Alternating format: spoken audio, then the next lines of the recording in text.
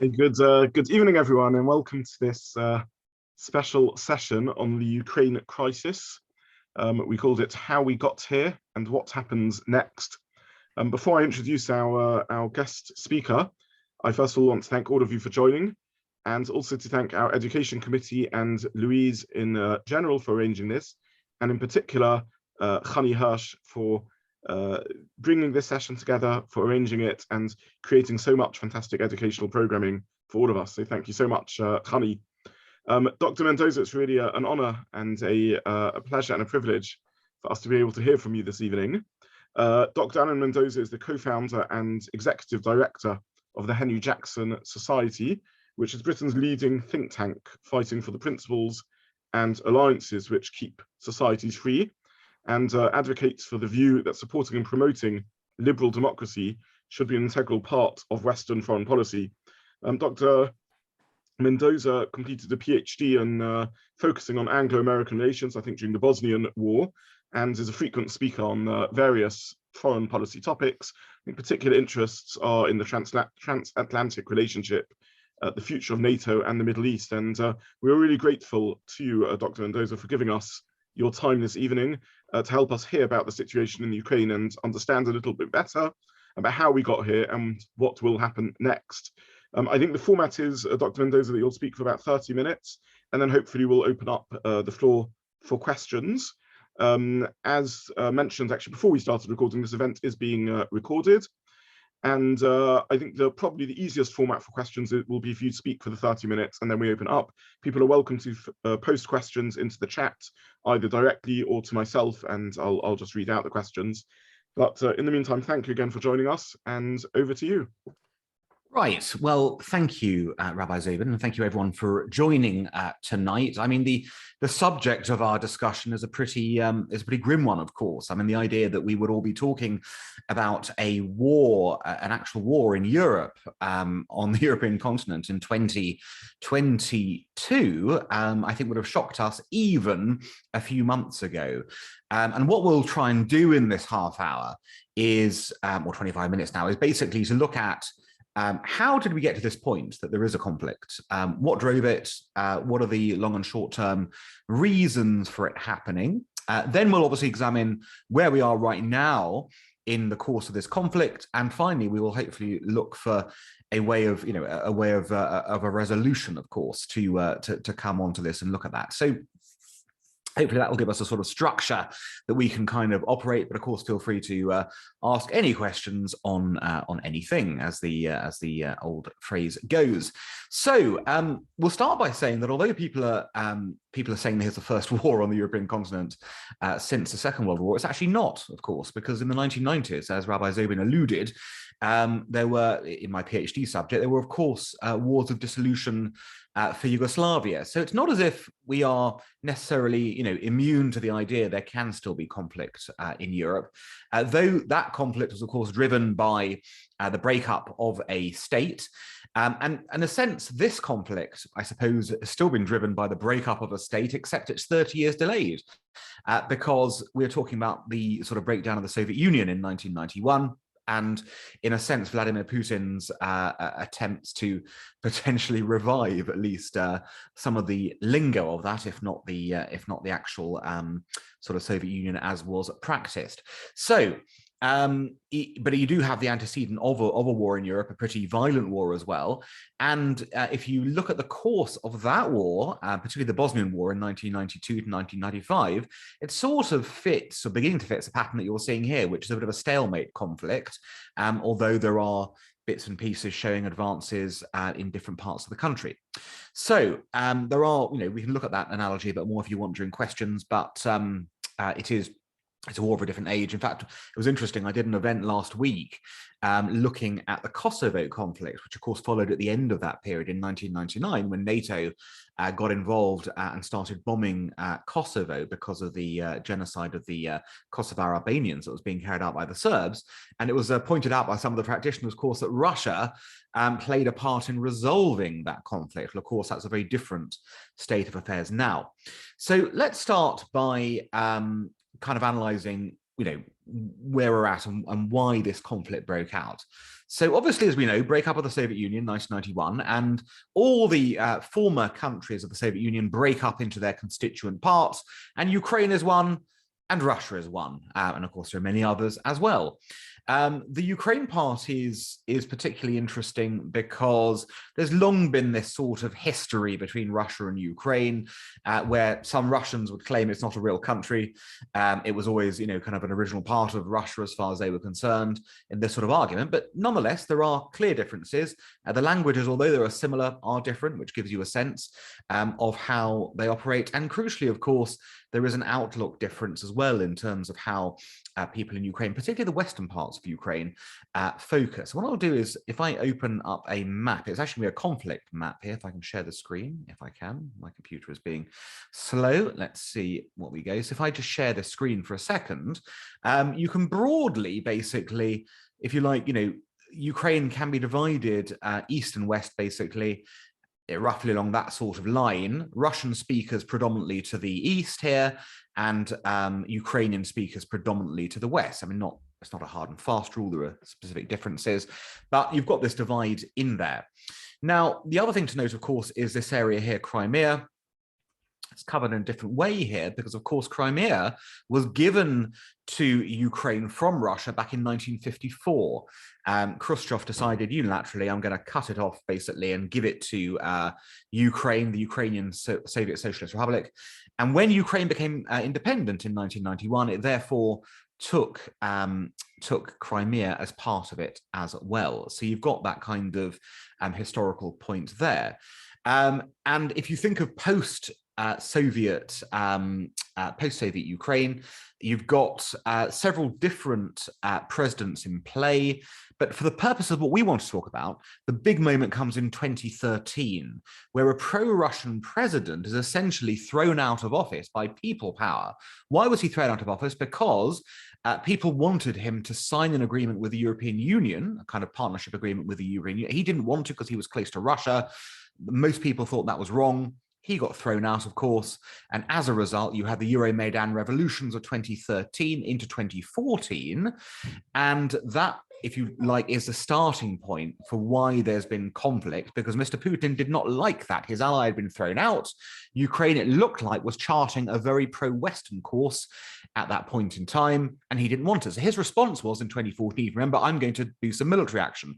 I'm going to take over Crimea. So over he comes from, he crosses the strait there, his navy comes in and takes it, and he seizes Crimea.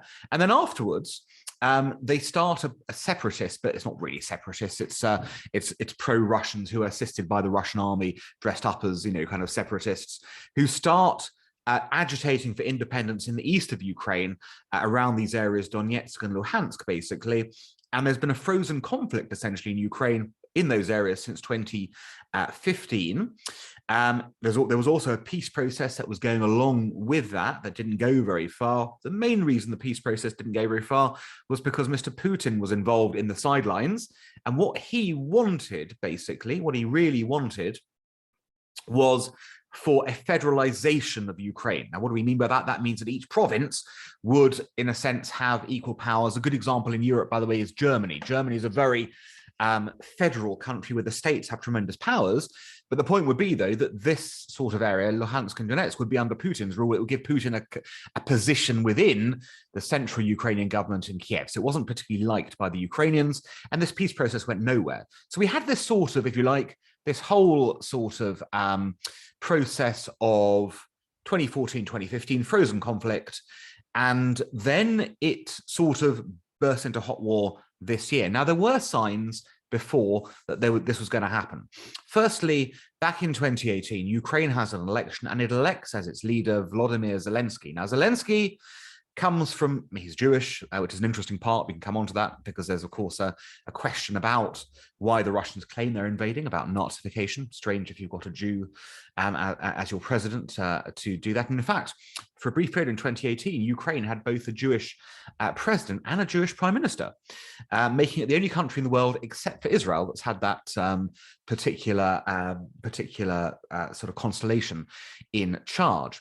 But Zelensky comes in, he's a comedian, he's got no political background. What he wants to do is reform Ukraine's systems, and also he's very hostile to Russian influence. So the Russians not happy with that, not happy with the breakdown of the peace deals, okay? And you can see that the anger is building in Moscow about this. What they don't particularly want is to see Ukraine do what it was threatening to do in 2013 and join the European Union and potentially also join NATO, the North Atlantic Treaty Organization. Now, if you listen to why Mr. Putin says he went to war, he says he went to war basically because there was a military threat from Ukraine, number one, and number two, he wanted to pursue denazification of the country. And the military threat he's talking about was Ukraine potentially joining NATO. Now, a quick bit of background. Since the fall of the, if you remember, NATO was formed in the 1950s. It was a defensive alliance of Western countries looking to oppose, of course, Soviet aggression. It was matched by the Warsaw Pact, if you remember those Cold War terms. Those were the countries on the east of Europe, the Soviet satellites. They were in the Warsaw Pact. Western Europe was in the NATO alliance. And after the fall of the Soviet Union, NATO expanded, of course, to take in all the Eastern European countries. So they're all members, of course, stretching also up to some of the former Soviet republics, like the Baltic states, for example, Lithuania, Latvia, and Estonia. Those three are NATO members as well. Now, if you're Russia, you're sitting there going, hang on, we've got NATO coming to our borders, basically. Now, on the one hand, yes, okay, you can understand that may be a sort of strategic issue for Russia, given that NATO has historically been the alliance against the Soviet Union. However, Russia is not the Soviet Union. There should be no fear of NATO attacking. NATO's never attacked anyone, of course, in that sense, and never been used defensively. So for the Russians to say there's a military threat and the idea that Ukraine was seriously close to joining NATO, it doesn't hold any water at all in this kind of argument. Ukraine wasn't close to joining NATO. Yes, there were talks. NATO, even if it had been a NATO member, that wasn't going to mean that Russia was going to be attacked. But strategically, obviously, Putin didn't like that. So he's used this as an excuse for why there is a conflict in his view. The second argument is Nazification. There's been this long-standing argument in Russian politics for the last 10 years or so that Nazis have taken over Ukraine. Zelensky is a Nazi, apparently. There are many other Nazis. And you know, what the Russians are doing is going in next door, sorting out the Nazis, and it will then, you know, be all fine. Now, does this hold any water again? The answer is no. There have, of course, been far right-wing movements in Ukraine's history. I mean, I think this audience will know that Ukraine was never a particularly friendly place to Jews, for example. Lots of anti-Semitism, lots of, you know, kind of pogroms, other things going on there. And indeed, during the Holocaust, although of course the perpetrators were the Nazis, there were Ukrainian guards in the camps, other things, and there was a very, very anti-Semitic nationalist movement that was also engaged. So yes, there's been some historical far-rightism. There is indeed an armed battalion called the Azov Brigade, which is a far-right outfit that is fighting in Mariupol and other places. But in that same election that Zelensky won, the Jew who became president of Ukraine, so pretty unlikely, and he won by 73%, that was his total. So it's not as if you're going to see a massive anti-Semitic problem there. You know, the neo-Nazi parties didn't even make parliament. So it kind of tells you that contemporary Ukraine is in a very different place to historic Ukraine. And this idea that it's a Nazified country just doesn't hold water. So if Putin has claimed those things as why he's doing it, why is he really doing it if that's the argument? Well, obviously, as I've said, there's this history already that he believes Ukraine has turned anti-Russian. So on the face of it, the very simplest thing that we can talk about here is Ukraine essentially being returned to a Russian satellite status. So you don't like the government, fine. You go in, you walk in, you clear up, and you replace it with the government that you like, and that's sort of your reasoning. So that's an obvious reason for why he's really doing this. Get rid of the anti-government, put in a pro-government, then you've got a satellite state like that. A good example of such a satellite state is up here, Belarus, of course. Belarus has been run by a dictator since the end of the Soviet Union, and essentially it is a Soviet satellite state. Lukashenko there is, you know, he's his own president, it's true, but he can't really do much without the Russians getting engaged. In this latest conflict, he's been very hewn to the Russian sort of line. That basically, that status of Belarus is what the Russians would ideally like Ukraine to be. The other thing he's spoken about is that he's written about this. He's got a long-term historical fascination with the fall of the Soviet Union.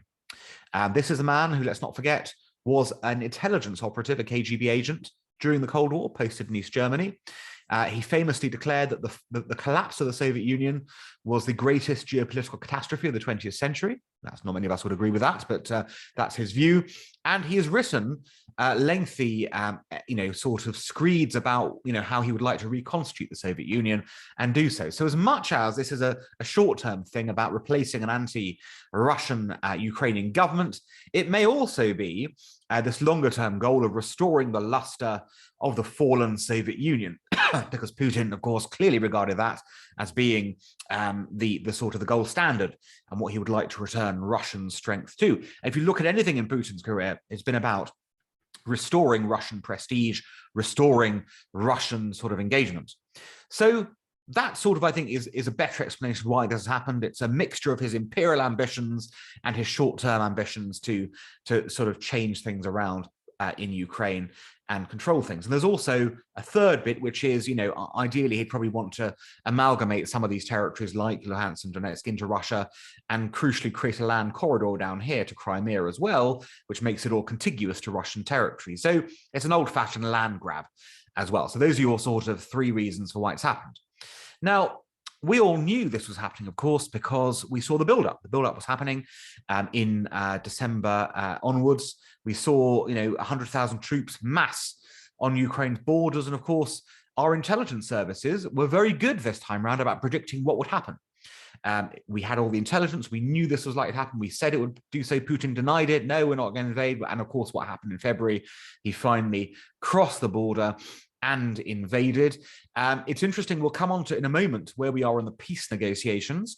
What Putin basically demanded before the invasion of Ukraine was that Ukraine should become neutral, Ukraine should become demilitarized, and that, of course, the government be changed. Now, remember those three things, because we'll come back to them in negotiations now. And it's worth remembering that, because it's interesting to consider what he wanted. So over he comes over the border, and as you can see from this map, he's attacked in three different areas. He's come in from the north, he's come in from the east, and he's come in from the south.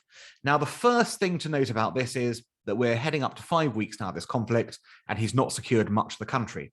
And crucially, he's not taken many of the cities that he wanted to take. In particular, he's been besieging Kharkiv, which is the second biggest city, from day one, basically. He's been besieging Mariupol, which is a crucial seaport since the beginning of the conflict, and that also has not gone his way. And he's been besieging, or trying to besiege, Mykolaiv, and that's also not gone his way. And of course, he's not made it to Kiev, which is of course key, and Chernihiv here up here, another place where he has not succeeded in taking. So there's a lot of slow progress going on here, and that raises the question, does it not, about what did Putin think would happen when he walked into Ukraine?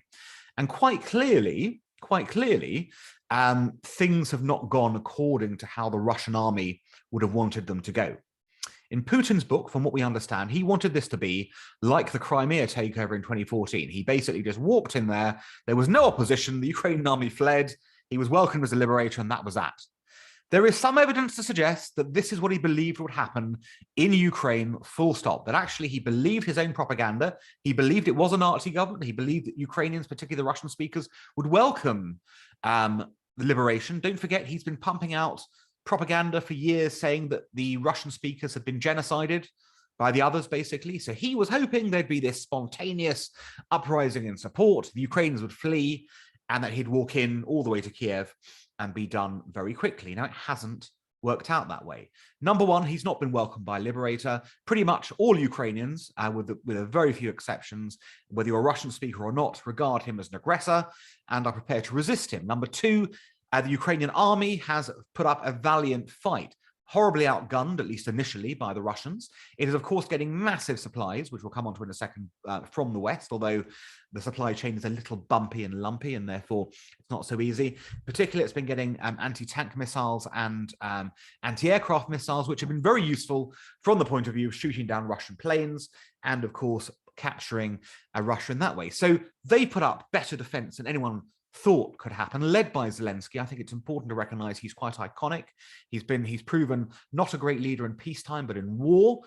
He's come into his own here. And of course, the other important factor explaining this is that the Russian army has proven to be logistically inept. Now, there are two things that you need to know about if you're running a war. The first thing is you have to have the force in place to actually take a country. So you need enough troops on the ground and enough other things, particularly air power, if you want to control the air scene, to actually take a country. But the second thing you need is logistics to support your army. It's one thing getting the army in, it's another to keep it supplied and to keep it moving forwards. And the Russian army has comprehensively failed in this regard. It's failed to keep its troops supplied. They run out of fuel and food and all sorts of activities. The massive military columns heading into Kiev have been stopped some way from Kiev simply because they do not have the logistical support to get there. Equally, he has used up his entire, if you like, his frontline strength in Ukraine. He's having to recruit mercenaries and all sorts of odds and sods from other places to supplement his forces. It is quite clear that far from being a first-rate military machine, the Russian army is pretty third-rate when it comes to it. Yes, it's got some very, very good kit. Don't get me, some of the weapons he's got is fantastic, but the tactics aren't working and the strategy is not working. And you can see this now by the way he's having to besiege cities and act in really brutal ways. Now, the Russians have always had this sort of military tactic of let's brutalize, basically. If we can't get our way tactically, we'll just level a city and go. You saw it, for example, in Grozny in Chechnya in the mid-1990s and the early 2000s, and again in Syria when Russian air power helped Bashar al-Assad a few years ago destroy the rebels. And of course, as part of that, any weapon works and is usable, which is why, of course, we are frightened or worried that he might use chemical weapons and even that there might be a question of nuclear weapons being used on the battlefield in Ukraine. We're not worried about, obviously, nuclear launches here, but there is a fear there might be tactical nuclear weapons used in that way and chemical weapons. Why do we think that might be the case? Well, the Russians aren't particularly averse to using chemical attacks. We've seen in this country the poisoning, for example, of the Skripals.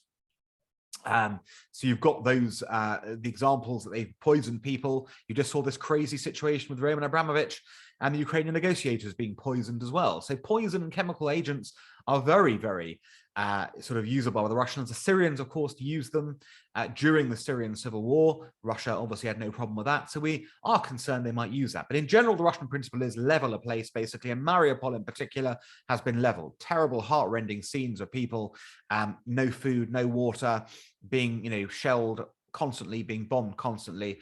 Disastrous situation from a military point. And I want you to remember this because how much opprobrium is aimed at Israel every time there is a Gaza-Israel conflict. And look at the way the IDF behaves and the IAF behave during those conflicts. They warn people where they're going to be striking. They don't strike immediately. They tell you get out of the place. They drop leaflets. They do everything they can to minimize civilian casualties. And look at the comparator here. The Russians are doing nothing to minimize civilian casualties. Significant evidence that they're committing war crimes because they're not doing any of that kind, and instead they are wantonly leveling areas where civilians are and could indeed be tried at The Hague for such crises. So the war's not going well in the sense for Putin that the army has not got what it succeeded. At the same time, we shouldn't think that just because the war's 5 weeks old, he couldn't win the war. What he basically appears to be doing now is pulling back from Kiev. He's decided that's not worth it right now. The south, he's pulling back. He wanted to get to Odessa on the coast. He's not going to get there, so he's pulling back a little bit. And he says he's going to be focusing more of attention on the east. Now, it's not necessarily all the case. For example, Kharkiv remains under attack, as has Chernihiv. So it's not that he's moved everything over there, but clearly he's trying something new now, which is to focus his force onto the east of the country. And he might try a salami tactic instead, which is let's try and win here. If we can win here and then take Mariupol, we can slice off the Ukrainian army, keep it in the pocket, and then we can try and move elsewhere. So I wouldn't suggest that Putin is losing the war. That's not what's happening, but he's not winning right now either. And that's an interesting point. It is very difficult, conversely, for the Ukrainians to win this war. For them to win the war militarily, they would have to kick the Russians out. That is going to be very difficult given the Russians remain a large force with good military equipment.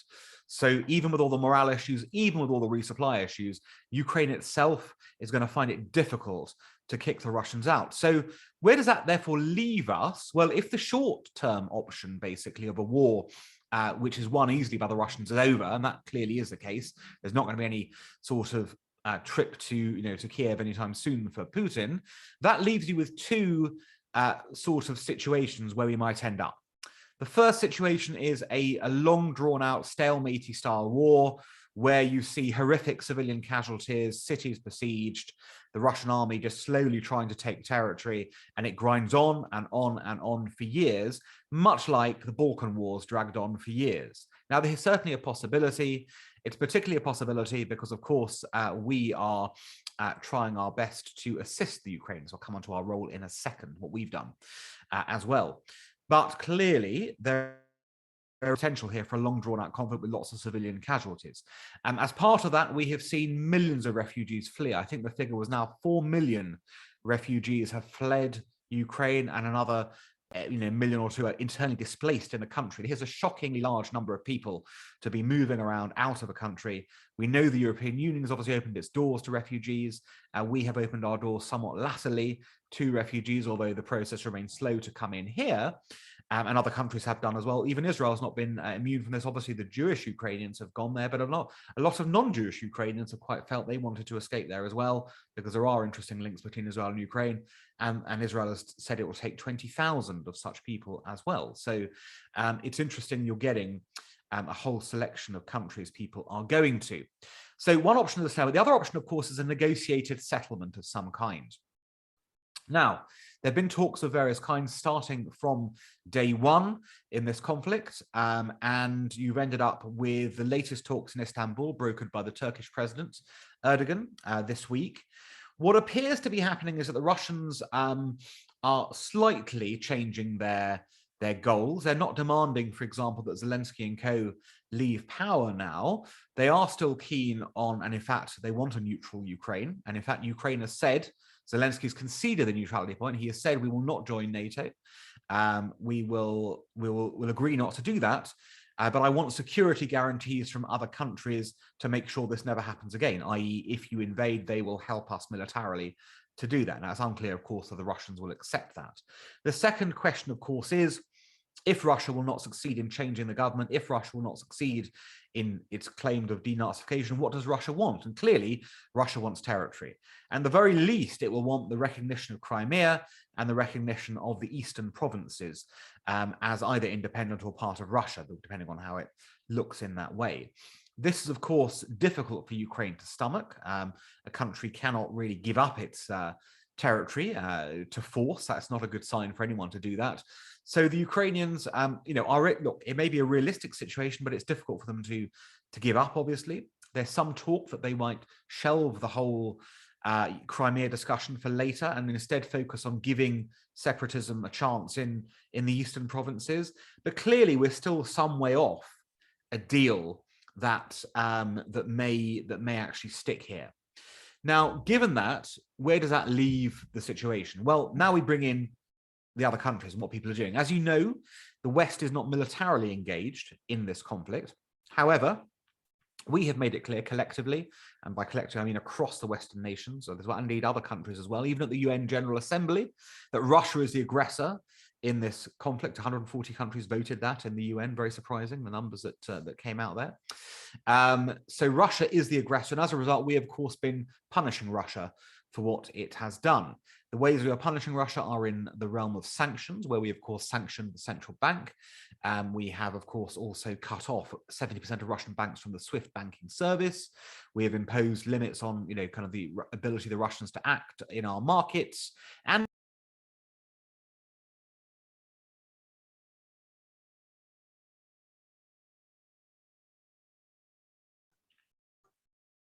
sorry, everyone, we seem to have lost our speaker. Let's just hope we're getting back on.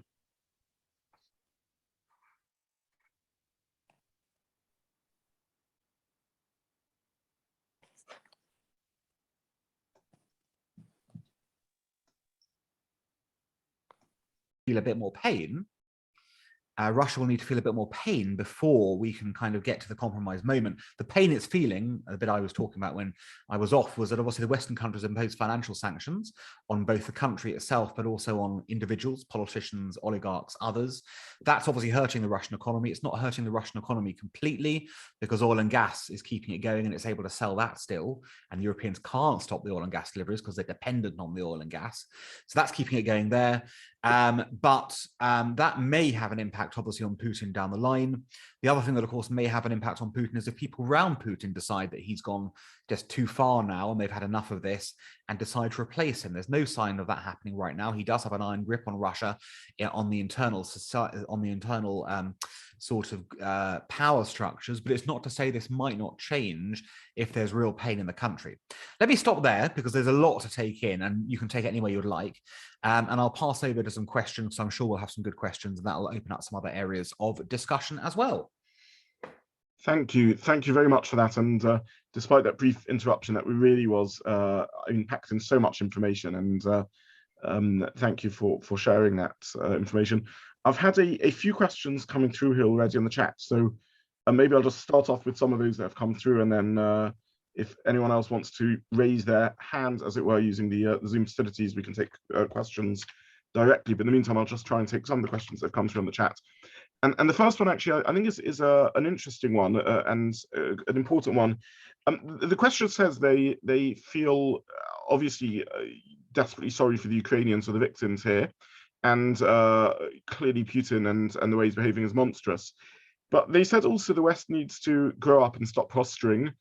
It needs to get real. Big powers have always done this and always will do this. America wouldn't accept, in the past, communist regimes in Central America. Big powers always watch their backyard. So why are we making out as if this is about, morality and punishing Russia? Shouldn't we just accept that this is classic politics and just what goes on in the real world? Well, we could do that. There are certainly realists who would agree with you on that sort of score, and to say that we should divide the world up into spheres of influence. It's much easier that way, and we live in that sort of path. But the alternative view is that it's now 2022, not 1900, and that Ukraine is a functioning liberal democracy with liberal values. And why should, and it's on Europe's borders. I mean, our borders are literally on Ukraine's borders. So the idea that it's a long way away and we don't care is, particularly in this world of 24/7 news and of, globalized knowledge, seems a very different case in point. And just because Russia doesn't like something, why does that mean that Russia should be allowed to get away with acting in this sort of path? I mean, essentially, we at least in contemporary times want to live by rules, by codes, by international norms. And yes, of course, you can say people break the law, the rules at various times. But the point here is that Ukraine's not some tiny little Central American country. It's a country of 44 million people. It's a substantial space, basically. And in fact, if you look at it the other way, if you want to go down the realist route, so let's be realist for a second. Okay, Russia wants to take Ukraine. Well, if Russia takes Ukraine, then Russia's on our borders again, on Europe's borders. Now, do we, if we're thinking as realists, do we want Russia to be on our borders? The answer, as a realist, will be no. So actually, we should be helping Ukraine on a realist level as well as a moral level. So either way, whether you are a moralist who says this is wrong and we should be supporting the free world versus the unfree world, or whether you are a realist into spheres of influence, either way, your argument is going to be we have to oppose Russia. If you're a Western realist in this sort of way, and of course we're Western realists, if you even that sort of setup. So from that perspective, the answer is the same. We've got to oppose what Russia is doing. Does that mean the West, made mistakes? There were probably mistakes done. I was on Moral Maze about 3 weeks ago talking about this. And I think the big mistake was in the 1990s. The one genuine time we had to really influence Russia for the best was in the 1990s, when Russia was attempting to be democratic, when there was an attempt to do this. And I think it's fair to say we dropped the ball on that process. We dropped the ball and didn't actually help Russia as much as we should have done. The legacy of the Cold War was still there. We were all tired of, of dealing with the East. It was all, look, it's a peace dividend. We don't need to worry about this sort of thing. Everyone thought it was the end of history, that liberal democracy would ultimately triumph. And, we didn't have to do anything for that to happen. Even we'd fought the big war in the Cold War. It was done. So we made a mistake then, I do believe, and we should have done more to help Russia along a democratic path. We didn't. We failed to do that. I think Putin, long term, from day one, was always a problematic character, given his love for the Soviet Union and his wanting to restore that. I somewhat subscribe to the view, if you remember, George W. Bush said he looked into his eyes and saw his soul, whereas John McCain looked into his eyes and said, I see 3 letters, KGB. Well, McCain was right about that, ultimately, wasn't he, on that basis? And finally, look, you've got to look at the morality in terms of what he was doing internal to Russia, even before he was externally aggressive. The very fact he was cracking down on human rights, you might say, yes, it's Russia, they always like that sort of thing. The reality is, though, that we're the West and we don't like that sort of thing. And remember the Cold War, we won the Cold War, yes, of course, strategically, we also won it morally. We comprehensively beat the Soviets on a moral level. Things like the Refusnik issue, things like the Helsinki Accords, those morality issues helped us put the Soviet Union into a very different negative camp to where it would have been before the morality came about. So we shouldn't just ignore this whole human rights argument. It serves us well in this sort of debate with Russia. Thank you. I see a hand up, so Justin, I will come to you next, but let me just have a semi-follow-up question based upon a couple of questions that have come through in the chat, both in the public chat and directly to me. And the question really is, how confident are we about Ukrainian opinion around this? Susan shared in the chat a conversation she had with a Ukrainian living in England, who says that many, but not all Ukrainians are blaming their president, their government, for insisting on joining NATO and causing Russia to invade. Do we have any way of knowing the view of the Russian-speaking Eastern Ukrainians, to what degree they might be in favor of being part of Russia, independent or part of the Ukraine? What's your sense around all of that? Well, I think so. I've seen the question. I don't quite agree with it in the sense that I don't think many Russians blame Zelensky and co for the NATO. The NATO thing's been a long-term thing, by the way, bubbling away for many years. It was first, I think, asked for in 2008 or 11, something like that. So it's been around for a while. It's not Zelensky who's just asked it in that way. And as I said to you, the reality is that NATO was not in any danger of admitting Ukraine. Mainly because, of course, territorial disputes. NATO is not going to admit a country which has territorial disputes. Just won't do that. It's just, daft thing to do. So it's a red herring, the NATO argument. Now, that doesn't mean there weren't Russians before this who were pro-Putin and who were interested, Russian speakers, I should say, who were interested in perhaps being part of the eastern provinces or going back to Russia. But I think you have to draw the following line. In 2013, when you had the, if you like, the Euromaidan revolutions, half the country had voted for the pro-Russian president, half had voted for the pro-Western opposition. So it was a 50-50 split. There was at least, a 50 people who were at least friendly towards the Russians. After 2014, 2015, when the Russians took Crimea and took the East, that was about 80-20. Okay, so you were down to, you'd lost 30% of the people who'd been pro-Russian, that had all gone because of that. Now, I think your numbers are about 5% basically in that sort of total. So arguably the biggest single recruiting agent for the pro-Western approach in Ukraine has been Vladimir Putin and what he's done. And had he been clever about his approach and gone through the carrots approach, realized democracy has ebbs and flows, you might lose one election, but you'll win the next one in that sort of sense, that would have been a very different way to play this than the cack-handed way he has handled the pro and anti-Russian situation in Ukraine. So I don't share the view that Ukrainians are pro-Russian. They're not. Right now, they're certainly not. You won't find, I've not seen one Ukrainian come on TV saying that their government was wrong in this and that, Putin's right. No one said that. I think in reality, the level of aggression shown by Russia, the level of civilian casualties, that has been so great that I think people, frankly, know that who the real aggressor is here, and it's not the Ukrainian government. Thank you very much. Justin, if you want to unmute yourself. Yes, thank you, Rabbi Zobin. I mean, you touched upon my question just at the end of your point there, but I mean, you've explained very clearly the sort of the way that Russia saw Ukraine, the dangers that they've seen Ukraine posing, although these are not necessarily real dangers. And my question is really, the Russian reaction has been so sort of disproportionate to the level of perceived risk from Ukraine. Surely is it not getting to a point now where even Russia or Putin or whoever must be thinking to themselves, this is just totally mad? The risk, we've painted this picture of these risks, but the reality, I mean, they must be asking themselves, why did they do, thousands of people are dying and millions of people being displaced. I mean, at what point do they say to themselves, this is just total madness? Well, this is an interesting question. I mean, look, and if your aim is to reunify Russia and Ukraine in some way, leveling the country is hardly a way to go about doing that, is it? So the question is, are people thinking this is wrong? Look, Putin, whatever he thinks, he's clearly committed to seeing this conflict out to a position where he has to win in some way, shape. But Putin can't come out of this losing. And when I say losing, he can't come out with anything less, or rather, he's got to have more than he started with. So what was the point? What was the point of this? Wrecking the Russian economy, turning Russia into national pariah, killing thousands. What's the point of it? If you don't come up with something, he needs to come out now with something, regardless of how bad he thinks it is and how wrong he might have been in his views in that sort of way. He's got to come out with something. So he's committed now, isn't he, to just doubling down and continuing whatever happens, and he'll be more brutal rather than less to do it. So if Putin's not going to change, will the people around him change? Will they launch a coup like happened in 1964 in Russia, where Khrushchev was basically replaced after the Cuban Missile Crisis by people who said, you lost, this is rubbish, you need to go now? But it's not quite a fair analogy. It's 2 years on, 64, 62. We're not going to wait 2 years. It might be that Putin doesn't last. But right now, it's difficult to see who would replace him and how that might happen.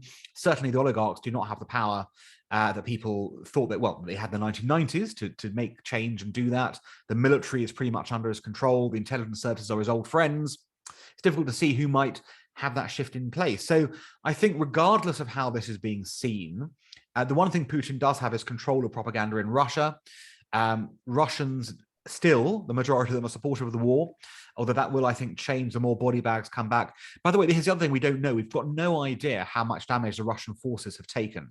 We can't verify the Ukrainian figures, who say thousands have been killed and captured and injured. We can't verify the Russian figures, obviously, that nobody's getting, obviously it's more than that. Anecdotally, it's clear the Russian forces have taken severe damage. Whether that means that, Russian mothers all around the country now getting body bags and going, what the hell is going on here? As what happened, by the way, in Afghanistan in the 1980s, when really the Russian mothers were the people who put so much pressure on the government. Ultimately, even in the communist times, they had to come out. Maybe that'll move, but I doubt it's going to happen quickly enough for this to be a resolution right now. So I think, unfortunately, despite it being manifestly obvious, he got his plan wrong, and it's still going wrong. They end up with sort of this, this sort of position that he will keep on going. And I've just seen someone's put in there, if he controls the media propaganda, can he not present any outcome as a victory? He can to a point, but it's going to be difficult to sell nothing new, basically. He needs at least one. If he gets Crimea or the East or whatever it is, he can present something new. Ukrainian neutrality, which is already conceded, so he could always go on that. He needs to come away with something to show people, I am the great conqueror, and I'm now the center of everything. And this, this conflict is still very much in its infancy, I feel. So this has got some way to go before we get to a point where he might decide, really, I've got to get out now and move in that way. Thank you. Just before I go to the next virtual hand that's up, I just following on from that, I had a couple of questions in the chat about the end game, and one question is it actually helpful for the West to talk about war crimes and say that we're going to prosecute Putin as a war criminal, or does that just harden his position, make it even more difficult for him to reach compromise? And secondly, do you think that this suggestion of Ukraine securing international guarantees is in any way a meaningful one? Effectively, isn't that just the same as becoming a member of NATO? So why would Russia accept it? What is the sort of middle position there that can be found? Yes, of course. Okay, so let's take that one at a time. So obviously, what's interesting about this? Firstly, I'll take the second bit first. It's the guarantees. It's not so much that people are worried that it's going to be like NATO. The more realistic assumption is, let's be frank about it. Do we really think that even with international guarantees, if Russia tries this again in 10 years' time, that we're going to put troops into Ukraine, even if we've got a treaty? That's the more interesting question. Not so much that NATO is on the borders of Russia now, but actually, will Russia believe that we will stick troops down if we say we'll guarantee it? Now, the answer so far is not very likely, because if you look at the 1994 Budapest Memorandum, basically Ukraine, if you remember, had nuclear weapons in the Soviet Union. It had to give them up couldn't manage them. And in 1994, a number of parties, including the Russians and Europe and several big European countries, including us, said that Ukraine is giving up its nuclear weapons, and in exchange, its territory is inviolable. Okay, so we had an example already of a security guarantee that went nowhere. In fact, the Russians signed that treaty and tore it up by invading. So I think the bigger question really is Zelensky deluding himself about security guarantees? Does he really think that if he signs on to this, basically, that he's going to get European countries or Turkey sending in troops should Russia do it again? My feeling is probably not. Although we do place great store on treaties. If we have a formal treaty, that does make a big difference. And I suspect that this might be one of those things that gets fudged, and down the line, a few years' time, we may find ourselves in yet another crisis position. So that's that one. And I've now, of course, forgotten the first one, which was the war crimes. War crimes. Yes. Okay. So let's start with the obvious. Putin obviously is a war criminal, given how he's prosecuting the war. That much is obvious from the point of view of, that sort of setup. And it's interesting that 39 countries put this to the International Criminal Court, and the court is looking at it straight away. So clearly, he's a war criminal. Now, whether it's helpful to say it or not is another matter, of course. Certainly it offends him very greatly. When Biden said it, he didn't like it at all. It was, hugely offensive to him. But the fact it's offensive to him doesn't mean we shouldn't be saying it. Why? Look, let's be realistic about this. Putin isn't going to be hauled up to The Hague anytime soon to face a trial. In order for that to happen, he would have to be shipped off by his own country to do that. That's not going to happen. So this is pretty much a moot point in terms of the discussion here. But again, it raises an interesting question. If you call him a war criminal, how can you essentially ever normalize him afterwards? That's a more interesting point again. Let's say we come to a peace deal. Let's say we end the sanctions. Are we really going to see happy pictures of Putin at the G20 turning up, slapping hands, shaking hands with Boris? Is that really, how can you, he's a war criminal, right? So how does that work? And I think it raises interesting questions about how serious we are about these designations and whether we're prepared to actually use these in a way that means we're going to carry them through. Certainly, I think Putin has done something unconscionable here, and he has indeed done the war crimes. So from that perspective, he shouldn't have been normalized ever again. But, maybe that will happen. Certainly, it's interesting the British government's current position is that we will lift sanctions should he withdraw all troops from the area. But we haven't said anything about Crimea. We haven't said anything about the East. It does seem a little bit like we would like to create some wiggle room for Russian withdrawal without, kind of having longer term consequences. We'll have to see how that happens and how that works. Thank you for that. John, I see you have your hand up, and Dr. Mendoza, I should say that John Danneman is a military historian, so you've come across each other before, but John, over to you. Thank you very much, Rabbi. Yes, hi there. So thank you very much for your remarks. I was curious about whether there's anything in between Russia's securities interest and the national self-determination as a cornerstone of European security, because obviously Ukraine isn't in NATO, Ukraine isn't in the EU, but national self-determination and sovereign equality are obviously cornerstones of European security. So the question is having studied a bit of Russian history, I do empathize with this idea that Russia doesn't have many natural borders and it has to kind of have a secure line somewhere. And given that there are no geographic features, that it will just end up expanding westward. But that's obviously not acceptable from the point of view that each country in Europe can decide which diplomatic relations to have. So is there any kind of solution to that, or are we just going to say, sorry, Russia, but we're going to have to keep fighting back, and that's basically our fate in European history and in Europe's future? Is there anything in between?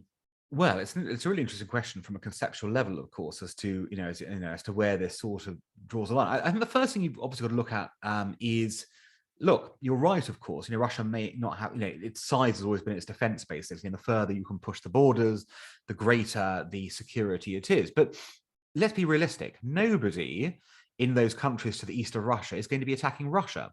So if you like, this is Russian, at the very best, Russian paranoia, at the worst, just a willful way to expand Russia's borders without there being any real threat, of course. So if the question is really, do the Russians have a legitimacy of threat here? The answer is no. There is no threat to them. Nobody is going to attack them. I mean, who would attack a nuclear state? It makes no sense at all. So this whole thing is a straw man argument, essentially, about why we shouldn't, be expanding that way. Equally, as you pointed out, you can't tell countries what to do. Countries have elected leaders who are democracies. You can't say to them, "Oh, sorry, what's good for us is not good for you." You've gone down that path. You've said you want to be a free, independent state. We have to surely support that on the basis of that is ultimately the best system for the world. And for us to say you can't be free, you'll have to be like Finland in the Cold War, that the Finns were free at least, but they were Finlandized. That's probably your best option, which is what, of course, Putin is going for. He's going for the Finlandization option in Ukraine. Now, Finlandization, for those who don't know, it was what happened to Finland in the Cold War period. Finland had been at war with Russia in the Second World War. The Russians had attacked Finland in 1940 before anything had happened. Then the Finns attacked back, and then, of course, at the end of the war, the Finns were essentially defeated. But rather than take Finland into the Soviet Empire and turn it into a satellite, the Russians agreed to let Finland be nominally independent, but the Finns agreed they have to be neutral. Hence, it was called Finlandization of a country that can't be either way, basically. So that's what the best hope you can have for a neutral ground will be this process of Ukrainization now, in this sort of way where Ukraine is a neutral country and isn't in the West in any way, shape, or form, but isn't in the East either. So it sits in that sort of middle ground. There is one thing, though, that could change everything, which is Russia has, as a student of Russian history, you'll know that Russia sometimes flips between looking to the West and looking to the East in terms of its mentality. The Peter the Great approach, i.e. we will be more like the West, fine. Early Putin looked like he was going to be Peter the Great, possibly. He was looking at, maybe I'll be part of the West as opposed to traditional, imperial Russia. It could always be that not this Putin, but somebody else after him decides actually Russia's best interests are served more on the European side than elsewhere. And particularly, let's look to the east of Russia for a second. What's there? China. Now, it is true that Russia and China are sort of in bed with each other, but with nothing more right now than a hatred of the West, essentially, to unify them. However, they've had their own skirmishes in history. And clearly, if you look at the massive population imbalance and the massive natural resource imbalance, where lots of Eastern Russia has all these minerals and things, and the Chinese have none, it doesn't take a genius to work out that ultimately Russia's biggest security threat comes from the East and not from the West. So maybe long-term, the answer is for Russia to realize this and to reorient its approach to be more, concerned with its Eastern front than its Western front in that way. Thank you. Sorry. Yeah. Thank you for that. I'm conscious of the passage of time, and I have an explosion of questions around Israel and its role in this. So I do want to leave a moment for that. But can I just ask you very briefly, if Russia does use tactical nuclear weapons, how is the West going to respond? Is that the red line? Could we be looking at nuclear war? Where if you can just tell us briefly about that before I perhaps conclude with some questions around Israel and Israel. I think ultimately that we will do nothing. And my basis for saying I think we'll do nothing is we've got Joe Biden in the White House who won't, in my view, do anything. I think the reality is, if you look closer, there are no red lines for Biden ultimately. And the reason he doesn't want to get involved is because he knows that, and he's not going to. Let's imagine Putin does these things. What's he going to do? Launch airstrikes against Putin? Really? That's what he's going to do? That would indeed ultimately provoke a nuclear war. So if your belief is you've got to stop World War III, then you're not going to get involved in that kind of way and get engaged. Now, obviously, one would hope Putin doesn't go down that route. And one would also hope that were he to even order his troops to do it, they'd refuse to do it. Or somebody would say, I'm going to put a bullet in your head rather than let you do this because it's such a shocking breakdown of these things. But ultimately, I suspect if you were to game it out that way, Putin could pretty much get away with anything he wanted to in Ukraine.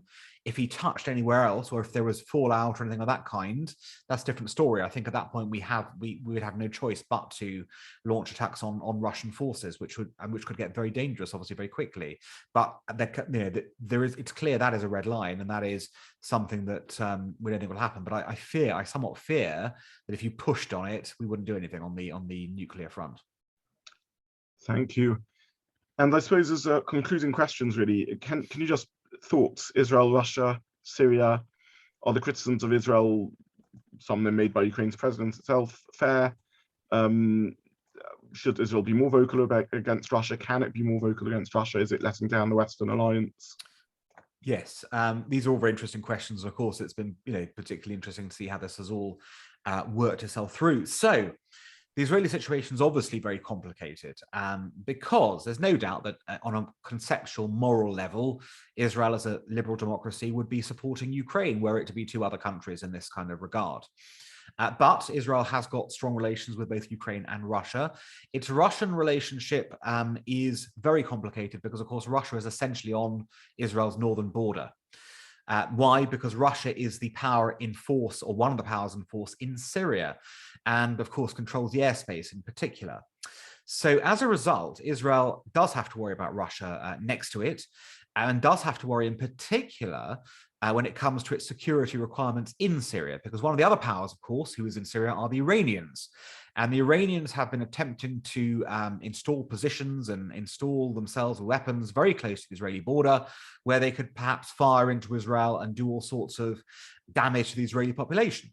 So if your first call as a country is always security, if your first call is security, you have to therefore somewhat look at this situation to the north and go, well, how do I manage it? And how the Israelis have been managing it, basically been they have an agreement with the Russians. The agreement is you turn a blind eye and let us come in. We'll tell you where we're coming, so you get your people out, and we'll hit the Iranians. Now, this is actually quite helpful, by the way, to the Russians anyway. They don't want the Iranians to be particularly entrenched there because the Iranians threaten their control over Syria. Plus, the other irony of this, of course, is who sells the Iranians weapons? It's the Russians. So if the Israelis destroy Russian-made weapons and the Iranians then buy more, the Russians are quids in. So ultimately, there is a kind of game being played where the Russians are very happy for the Israelis to strike the Iranians on a strategic level, also on an arms selling level. But were the Israelis to turn against Russia on a major sort of way, the Russians would say, or might say, look, you can't do this anymore, or we're going to put up planes to stop you. Now, the last thing the Israelis want is to get into a fight with the Russians. That's not a great situation to be in. Although, again, let's be realistic, given the poor state of the Russian military, the Israelis probably eat them for breakfast. But you don't want to be obviously in a fight with a nuclear state. Even if you're a nuclear state yourself, it's not sensible. And so the Israelis have to manage that relation, which is difficult for other people to understand. Everything about Israel is always complicated. So it's difficult to turn to Israel and say, you are being there's dereliction of your democratic duty by not backing this wholeheartedly. I think, look, Israel voted with Ukraine in the General Assembly. It condemned Russia for being the aggressor. I think the one area where Israel could be much more active, where it wouldn't be effective security, is on sanctions. I think the Israelis have been very weak on sanctions, and we know, rather embarrassingly, that a number of oligarchs have ended up going to Israel and have, ended up being there. I don't think there's any cause for these people to be allowed into Israel, even if they're Jews. There's been many examples of Jews who were not, allowed into Israel or were punished for crimes of various kinds. And I think it's certainly not incompatible with the law of return or anything to say that oligarchs should be sanctioned and others should be sanctioned. And I think actually, if there is a criticism to be leveled at Israel, it's really around the sanctioning of oligarchs and that sort of level, where Israel's looking a bit grubby, to be honest, rather than the bigger security issues where Israel cannot just be front and center. The other thing Israel's been very good at, and it's worth noting, is on the humanitarian support side. They've been obviously field hospital supplies. They've done amazing work, as they always do in disaster zones. And I suspect you'll see that coming through in due course as well. So it's not fair to say Israel's done nothing.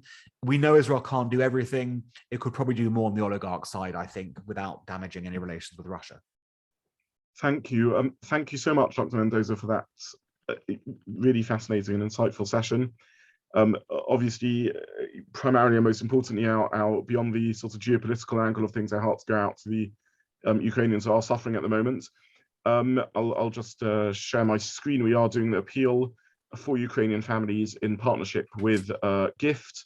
And please, this Sunday between 12 and 2 p.m. at drop-off point at our shul, requested items: grape juice, bottled water, soft drinks, cakes, pickles, vinegar, salt, urns, aluminium foil trays. We do need supplies, so please do drop them off. And thank you again, Dr. Mendoza. Thank you, Hani Hirsch. Thank you for organizing this. And I wish everyone a good evening. Emir Hashem, please God, we should know peace, both in Ukraine and conscious at the moment of the difficulties in Israel, perhaps engineered by Iran behind the scenes. And our tefillahs and our prayers are with both those countries. Thank you so much and good evening. Thank you. Good night. Thank you. Thank you.